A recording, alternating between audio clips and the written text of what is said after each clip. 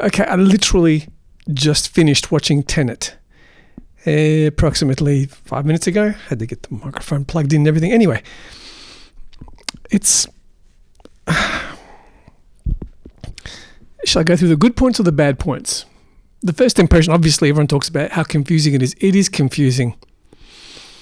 It is confusing, and the main reason it's confusing is because the film starts off, and when the chick explains to him right in the beginning, when she tells him with the bullet, remember the bullet? She says, these bullets are temporal, and it's kind of a quick explanation, and then it just jumps over it, and she does this thing, well, you haven't thrown it yet or something. And that was supposed to be enough. We're supposed to get from that, oh yeah, fair enough, and go on with the rest of the movie. I'm sorry, that was not enough. Not enough information. And the rest, when you actually get to the actual physical watching the film to see what exactly is happening, it looks really confusing. The fight scenes were confusing. What was happening was, it almost looked to me, in hindsight, it was almost like somebody had this idea for this special effect, and must have done a test run. This is me just imagining this now. They did a test run, and I thought, that's an interesting effect. How could we make a story out of it? So it's almost like the gimmick came first, and then they come up with the story, because the story is so confusing that it's almost like after a while you're just watching the effects, and I was detached from the whole story. And also the other thing is, let's get to the meat of things. That is actually, the confusion is the meeting things, because the one thing you should never have in a movie is confusion. Now I know some people say, it's brilliant, and I read a few reviews, just skimmed a few just halfway through. I stopped and I thought, what's going on here? Should I cheat? Should I go to Wikipedia and look at the plot? I thought I shouldn't have to. Let's just judge it as a movie. No excuses. We've got to watch it multiple times. I don't want to watch it multiple times. And now if it's interesting the first time, watch it second, too. But the very first impression, I'm sorry, your job as the storyteller, isn't it to make it clear? I don't know, maybe I'm wrong. Is there such thing as a movie that you intentionally make the first time confusing? I mean, take a movie like Memento, or I'm trying to think of another one which has a real concept thing we have to really follow, and it's confusing. Some of the ones, I can't think of one right now anyway. But look, let's go through other problems of the story. The other problem I had is in the beginning, it starts off, and the very first impression, I don't know what's going on. I don't know who this guy is.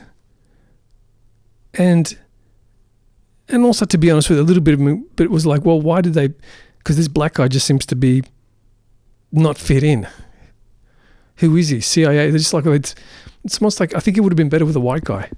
Putting the black guy in, look, I suppose it had nothing to do with race, but it was distracting, because I just thought, okay, why couldn't a white guy play this character?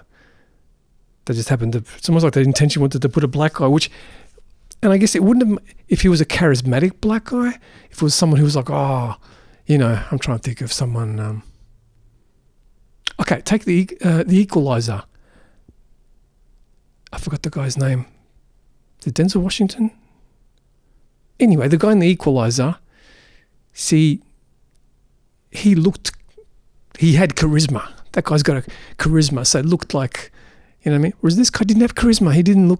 He wasn't suave, he wasn't tough, he looked like just some guy, some black guy. We wanted a black guy, and he's not particularly handsome, he's not particularly charismatic, he's not, you know what I mean? He could have been, it just seemed like he was just a blah. And talking of blah, the chick, the love interest, so it was the confusion. I wasn't even sure who he was. The first scene, he starts off and he's in that scene, and he's in some mission, and then they something about the suicide. You didn't kill yourself, so therefore we can trust you now. But now you're joining this other organization, and it's called Tenet is the password, and we've got to get this. See, in the beginning it starts off, okay, so you got the bullets which go backwards. We need to investigate them. All right, cool. And the metal comes from a place in India. Okay, suddenly he's in the lobby with some white dude who says, we've got to go, I can set you up with some guy, and they jump to his apartment. I don't know what that was all about. and the guy says you got to go to this Russian guy, but the Russian guy's in some Norway thing. And it was a little bit James Bondy in the travel log here of, hey, let's go to these exciting locations to see what happens. But it was too confusing. I've lost track at one point. What does he want? Was it the CIA? Is he trying to? I thought, and also it was a bit weird with the bullet in that first scene with the scientist chick, where he said, this metal looks like it comes from. He appeared to have some kind of metallurgical knowledge. I don't know where that came from. I thought, who is this guy? Is he a soldier? Is he a scientist? Is he a CIA agent? Is this James Bond, or is this like some kind of a? I don't know. And then so then he's traveling around. Then he meets this woman who, again, another person without charisma. I'm sorry, but if she's going to be the love interest to this rich Russian oligarch cliche, the evil Russian, which again, it's getting a bit old, don't you think? Enough already. I know in the 80s was all the,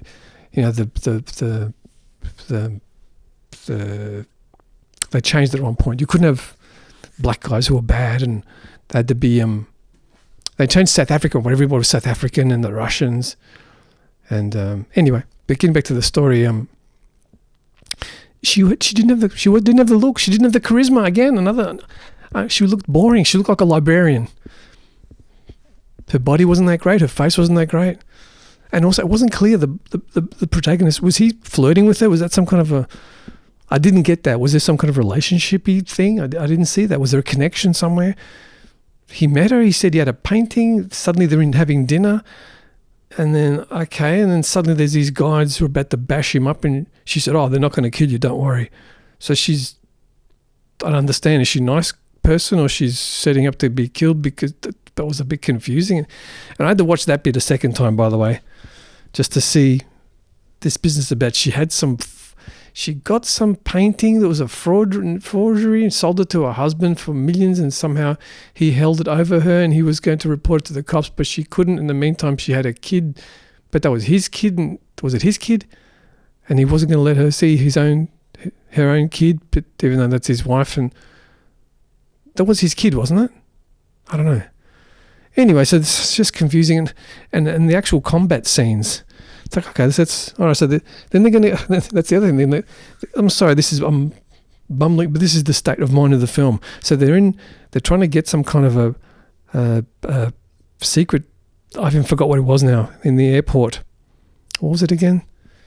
In that transit lounge to bypass tax reasons, and that was confusing. And then the fight scenes was silly, with the one guy going backwards and was kind of distracted. It looked like a movie trick. It looked like bring the film forwards and backwards. So it's kind of, in the beginning was a bit, what's the word? Not disconcerting.